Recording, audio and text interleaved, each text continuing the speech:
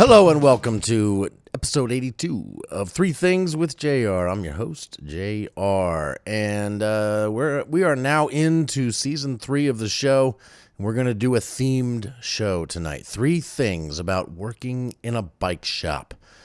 It was my first job that was not working for my dad painting houses, and as I've been sitting here tonight just sort of recollecting, reminiscing about my job at Nachman's bike shop in Falls Church, Virginia, when I was in high school. And I've got a lot of stuff that I remember. I hope you find it interesting because I'm really looking forward to talking about it. So before I get into all of that, couple of show notes. Last week's episode, when I released it, it must have been late at night, and I must have not been paying attention because when I save the audio files of this show and then I upload them, there's the first segment that happens before the commercial and the second segment that happens after the commercial. So 2 files of audio, and I label them. I give them a name and I throw a 1 and a 2 on the end of it, and then I drag and drop them into the Anchor website, and I just totally didn't notice that I had done that out of order. So if you started listening to last week's show early in the day, on the day it came out, you heard the second half of the show first, and then the first half of the show last. And that's not how it was supposed to go. And only one person out there even bothered to say anything to me about it. Once again, thank you to Gary Hawthorne for helping me make this show sound, well, at least correct, if not pretty great. So big thanks to Gary for saying something. I did go back in and I was able to fix it really quick and easily on the Anchor website. It was my goof, not theirs. And then I checked it like an hour later on Spotify, and boom, it was fixed. So hopefully, most of you listened to it in the correct order after I got it fixed. Not a ton of people listened to last week's episode or the year 2021 bonus wrap-up show that I did right there towards the end of 2021.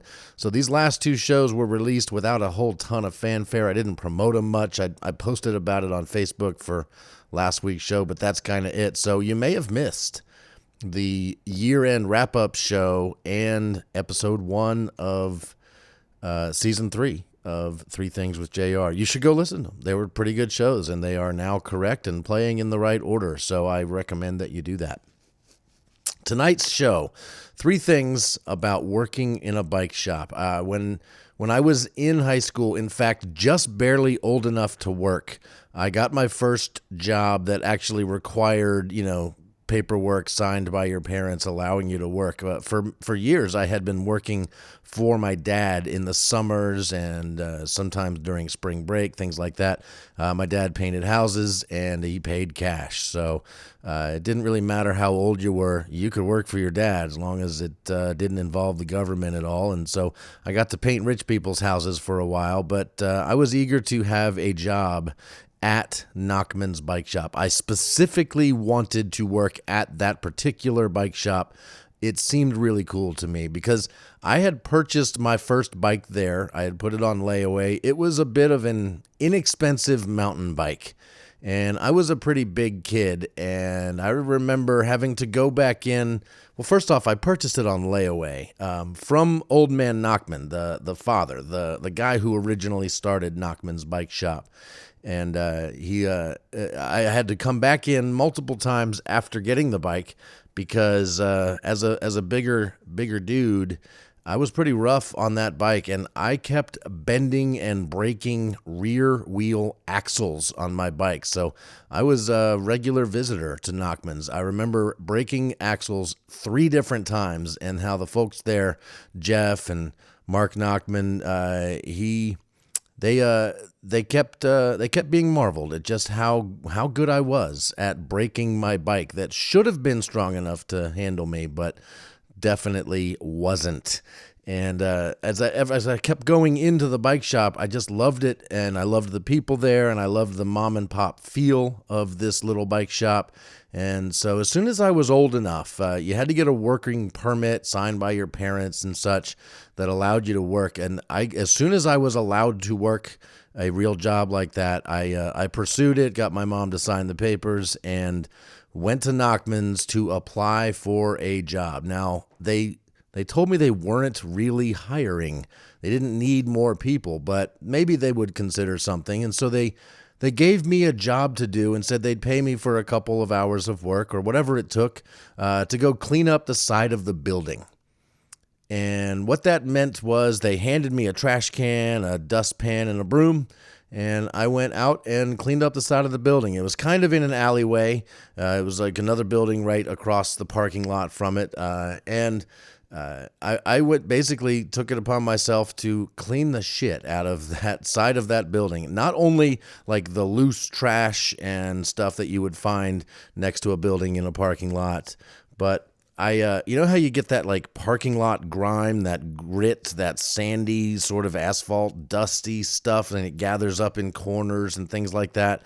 I removed every bit of that. That trash can was totally full of trash and grit and grime. And when I went back in and said, okay, I'm done, they came out and saw it and pretty much immediately offered me a part-time job. They were so impressed by simply how thorough I cleaned up the side of their building. And it was important.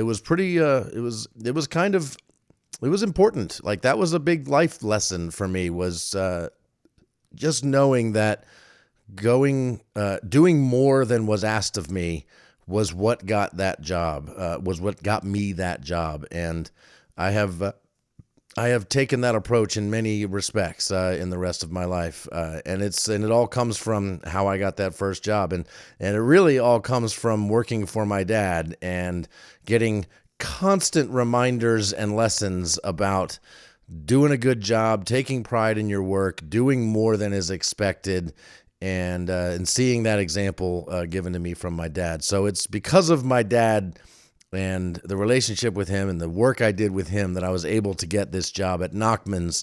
I mean, I can't say I was always very thrilled to work for Dad, painting houses and all of the work that comes with painting houses, the prep work and the cleanup and the tear down and all of that stuff. Wasn't exactly a passion of mine. However, bikes, I could get into bikes. Working on bikes, selling bikes, talking about bikes, assembling bikes.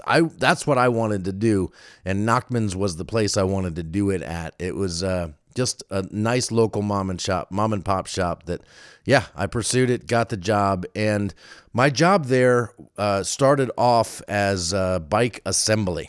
So I would get out of school, and I would head over there, and I would work there all summer and weekends, and absolutely loved it. What I would do is bikes get shipped to bike stores in boxes, about the same size box as like TVs come in now, right? You would open the box and there would be the frame of the bike with a lot of the bike already assembled, but not all of it. You know, the handlebars were attached to the brake cables and the gear lever cables and things like that, but it wasn't in place, and the pedals weren't on, and the wheels weren't on, and the seat wasn't in, and it all had to be assembled and then fully tested and adjusted. Gears would always need adjustments, brakes would need adjustments, things like that. And so that was my job, was to take the bike out of the box and make it a bike, and then get it out on the floor. And, you know, there's some paperwork involved and all of that. That was my simple job to begin with. And Jeff Carlson, the lead mechanic there, the guy basically second in charge at the store, was awesome at letting me grow and learn, and he would teach me how to do stuff. I am really, really good at fixing bike tires or replacing inner tubes on bike tires these days because of all of the steps he showed me, like making sure not to cut corners and to do it right. And so, Yeah, Jeff Carlson was kind of a mentor. That guy was awesome. He was just the coolest dude. He drove a Mustang. He had a mullet, which was kind of cool back in like 1988. And he would go out mountain biking. I mean, he was just way into it. He listened to cool music. And I just loved working for Jeff and learning the bike business. And so I started to be able to fix bikes, basic repairs that would come in, replacing brake pads, fixing flat tires, gear adjustments, tune-ups, all of that sort of stuff. I got to do, the routine maintenance. And the longer I was there and the more I got to work with Jeff, he would typically take the really advanced problems, when bikes were having major issues with gears and derailleurs and stuff like that. Jeff would typically take it. And Danny was another guy that worked there. Those two were the two lead guys. But then I did eventually get to do some of the mechanic work, but I was no master mechanic or anything. I just had a lot of fun. I also remember getting to smoke a lot of cigarettes back in the back of Nachman's bike shop with Danny, who was an older guy who also smoked. And there was another mechanic who was sort of he was closer to my age, but just out of high school, named Alex. He was also a mechanic there, and he also assembled bikes. But he and I worked next to each other a lot. And I remember he and our workbenches were next to each other. And we had a radio right there. We always listened to the same station. It was, classic rock, 40, pop music, stuff like that. And there was commercials that would play on the regular during the workday. And at least one of them, I still remember to this day. It was a 7-Eleven commercial where the premise was that you need to go get, stuff for your company party or picnic or whatever. And at picnics, they would do things like, sack races and have fun with their coworkers and whatever. And there was always the lame guy who didn't go to 7-Eleven, and he was doing the sack race. And in the commercial, he's apparently losing the sack race, and so he starts to yell, "My sack doesn't work! My sack doesn't work!" And Alex, the other mechanic, and I latched onto that phrase and would basically, it was our greeting. We said it to each other every day. It was just hilarious. "My sack doesn't work! My sack doesn't work!" And then I tried to Google that to see if there was an audio clip of that old 7-Eleven commercial, but I can't find one anywhere. I did find another vintage 7-Eleven commercial, a TV commercial that you can find on YouTube, where they are promoting their fountain drinks, right? The fact that 7-Eleven, you can get Coke or Pepsi products in many different sizes of cups. And they were kind of ahead of their time, right? Because any convenience store now, you can buy 32, 64-ounce drinks. But at 7-Eleven, that was kind of a big deal. And they didn't sign an exclusive deal with Coke or Pepsi. You could get whatever your favorite soda was at 7-Eleven. And another classic line that I still quote to this day came from that 7-Eleven commercial I found on YouTube tonight. And it's this guy, like a construction worker guy, standing in a McDonald's, grabbing the cup of Coke or whatever drink he got out of his bag, lifting it up and looking at it kind of in disgust, because it looks like what we would think of today as a medium or a small-sized soda. And he's looking at it and goes, "You call this a large?" And then it cuts to him in a 7-Eleven filling up a super big gulp cup full of whatever he wanted to drink. And then he was happy. You can get your drink the way you wanted. So 7-Eleven played a big role. There was one right across the street from Nachman's. I used to regularly go there to get super big gulps full of whatever I was drinking. I was probably a suicide at the time, which was, all of the sodas mixed together into something that today I would find horrendous. But back then, it was what you did. So my sack doesn't work. You call this a large? Just researching and talking and thinking about what I wanted to tell you about Nachman's Bike Shop took me down some memory lane stuff already. And man, this has been great. But I haven't even gotten to the things yet. The biggest things that I wanted to tell you about. Some of it very life-changing for me. And here we go. Thing number one about working at Nachman's Bike Shop. So I started assembling bikes, and then I was able to repair bikes. And then at some point, like on Saturdays, for example, our busiest day with the most customers in the store, you didn't really have time for a lot of assembly or repairs other than people coming in with flat tires and such. But what you did have time for was helping all those customers that came in. And at one point, Mr. Nachman, Mark Nachman, decided that all of his salespeople were going to start to be on commission. Now, we were still going to get our basic pay, but you could earn more by getting more people to buy more bikes. So he didn't want to just say, okay, you're on commission, sell more bikes. He gave us some sales techniques, tapes. It was actually like 6 VCR tapes that we were supposed to go home and watch. And I do remember going home and watching at least one of those tapes.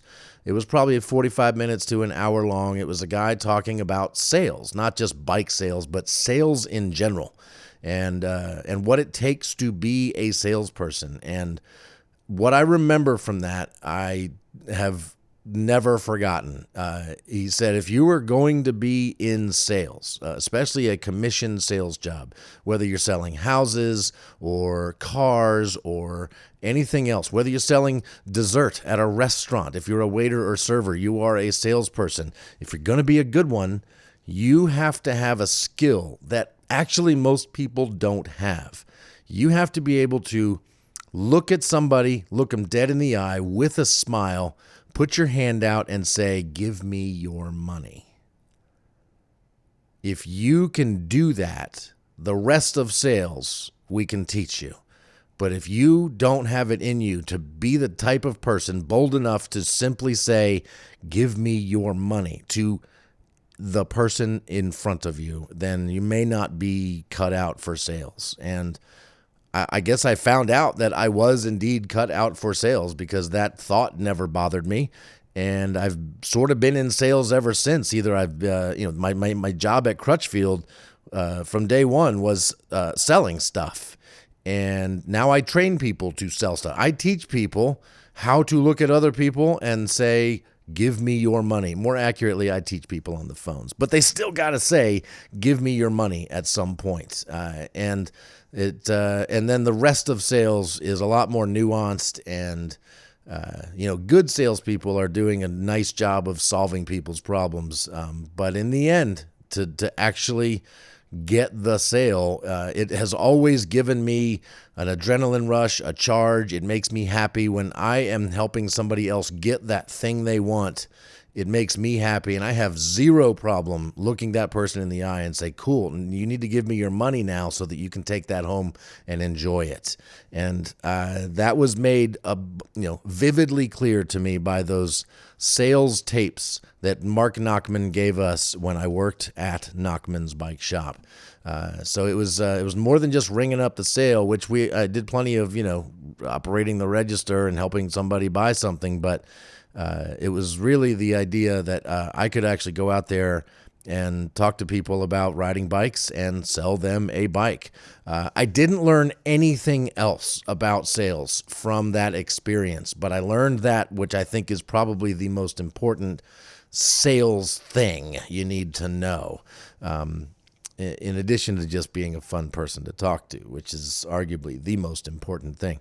But so give me your money. I learned that at Nachman's Bike Shop, selling bikes. We'll take a short break, and we'll come back with thing number 2 and thing number 3. Nothing I can say. Change your mind and stay. So I'll see you later today.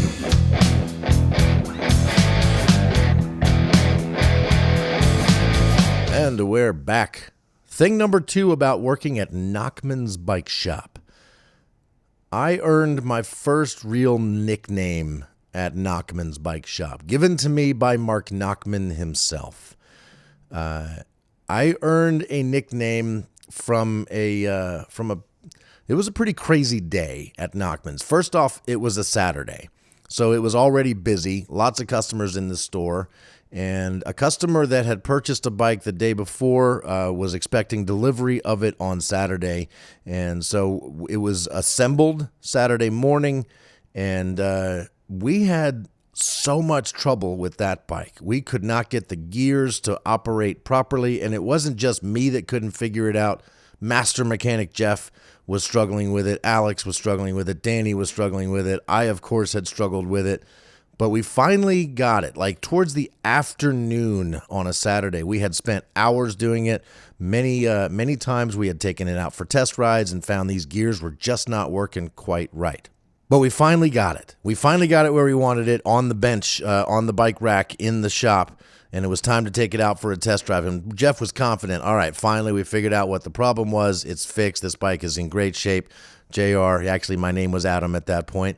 They never, JR was born later. That was not the nickname I was given.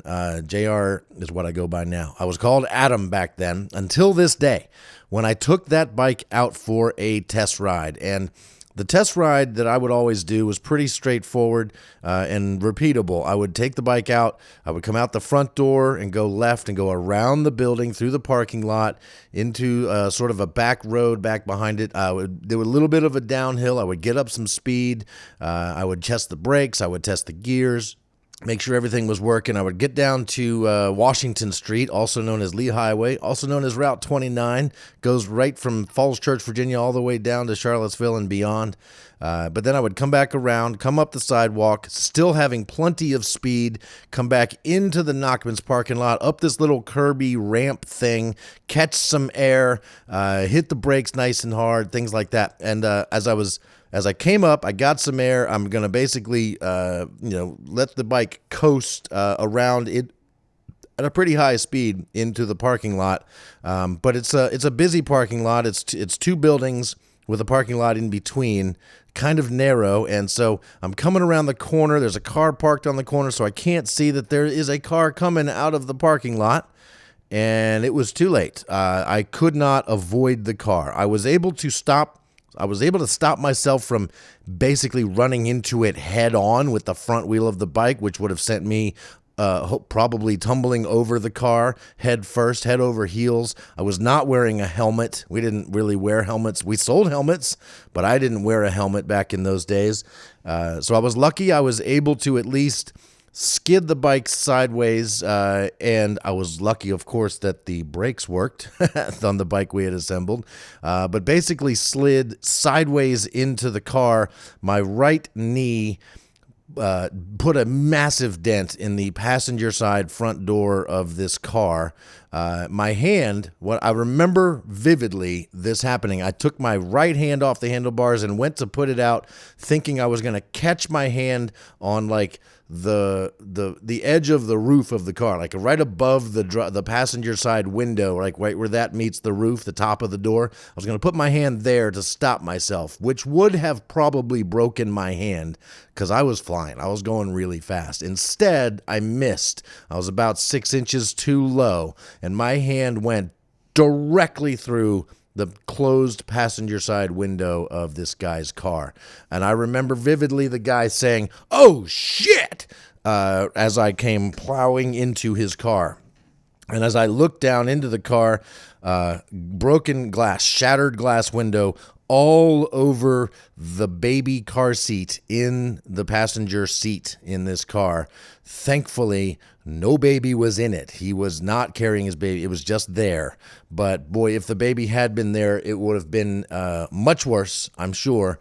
But hand through the window, big dent in the door. The guy scared, very much scared.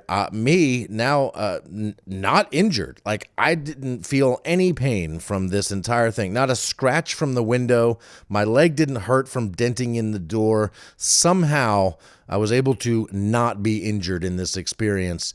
The guy's car obviously had some damage. The bike, you might be wondering, what about the bike? The bike was also fine. Somehow I had saved myself and the bike. Mark Nachman told me, don't worry about the car. The bike shop's insurance would cover his repairs since I was working for the bike shop as this happened. So I wasn't, I wasn't charged with a traffic violation. Technically, maybe that could have happened. I didn't lose my job. I didn't have to pay for anything. All I had to do was basically deal with the fact that I was going to be called Crash for the rest of my employment at Nachman's. So Crash Stoffel was my new nickname, and I mean, I kind of wish it was still my nickname. Crash is a pretty cool name. I wish I had thought of that, like when I worked at a radio station, which I will talk about on a future episode, but I had to come up with a DJ name. And why didn't I think of Crash? Because Crash is a cool as hell nickname. And to earn a nickname, honestly, like that, I should have stuck with it. I wish I was still called Crash. But instead, when I got the job at Crutchfield, I chose my nickname and still didn't choose Crash. I could have, but for some reason, I thought JR made more sense. So anyway, that's how I earned the nickname Crash. I would love it if you guys just start calling me Crash. That'd be great. I've told you other names that I can be called. Butterscotch, Crash, JR works. And if you want to just call me Adam, that's fine too. But Crash will always be my first and my favorite nickname. Thing number 3. Let's talk about Mark Nachman. He was the guy that owned the bike shop when I worked there. He didn't start it. His father did.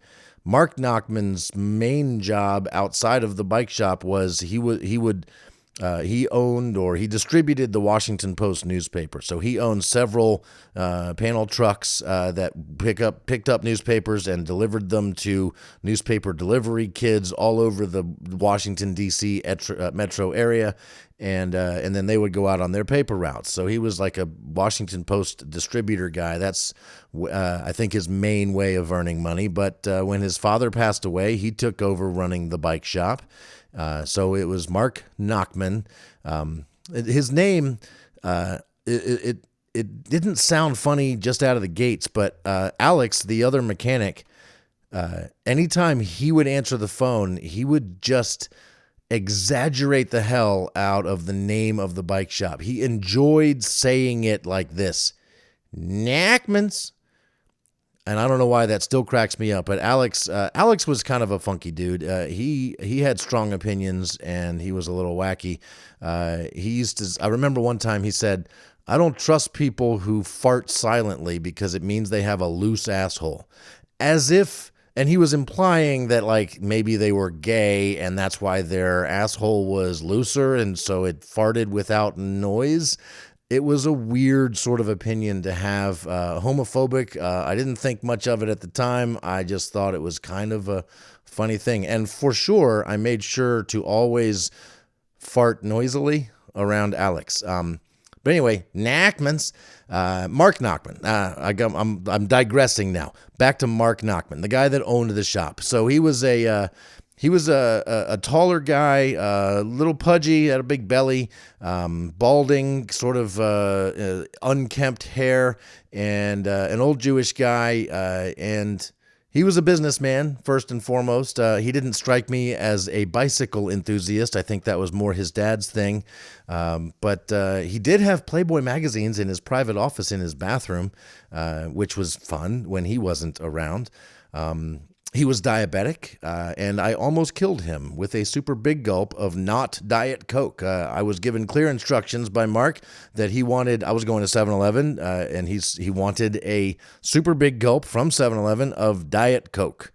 And I remember going, and I thought I was getting him Diet Coke. I must have misread the labels because there's Coke, there's Diet Coke, there's caffeine-free Diet Coke, there's Cherry Coke, and there's all these Coke labels. And of course, my personal drink was going to be a suicide, so I was getting all of them. And when I filled up his, I must have accidentally given him Cherry Coke or regular Coke or caffeine-free Diet Coke or whatever. Whatever it was not Diet Coke. And if you're diabetic and you drink a humongous super big gulp full of not Diet Coke when you're supposed to be drinking Diet Coke, apparently that could kill you, because he told me the very next day he did not sleep well that night. It was a problem, and he was pretty sure I gave him not Diet Coke, and that maybe to be more careful next time I get him a drink.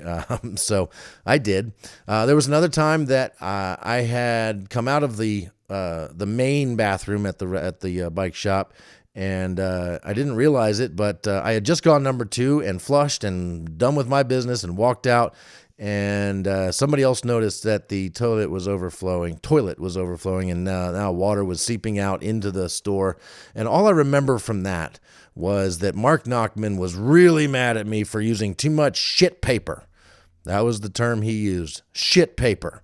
He was pissed. He was really upset because, I mean, I did all the cleanup on it. I mopped it all up and cleaned everything up, and it was fine, but shit paper. And I'll always think of toilet paper as shit paper, thanks to Mark Nachman. He was a super nice guy when he wasn't being super bossy.